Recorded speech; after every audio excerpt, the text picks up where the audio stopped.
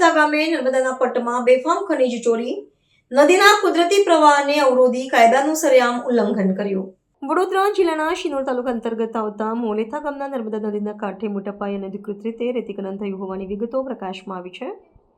અહેવાલો મુજબ ખનીજ ચોરી કરનારા તત્વોએ નદીના કુદરતી માર્ગને રોકીને અન્ય પાણીના પ્રવાહમાં અવરોધ ઊભા કરીને કાયદાનું સરેઆમ ઉલ્લંઘન કર્યું છે.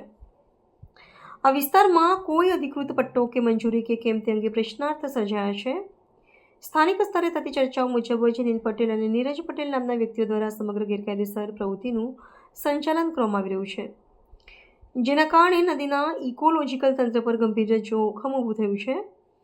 આ સમગ્ર કૌભાંડનું વિશ્લેષણ કરતા જણાવ્યું છે કે ખનીજ માફિયાઓ દ્વારા ઉપયોગમાં લેવાતા ભારે માલવાહક વાહનો પોલીસ તંત્રની નજર સામેથી ખુલ્લેઆમ પસાર થઈ રહ્યા છે, છતાં કોઈ નક્કર કાર્યવાહી કરવામાં આવતી નથી. વહીવટીતંત્ર, ખાણ ખનીજ વિભાગ અને પોલીસ તંત્ર ગંભીર બાબતે આંખાડા કાન કરી રહ્યા હોય તેવું પ્રતીત થાય છે.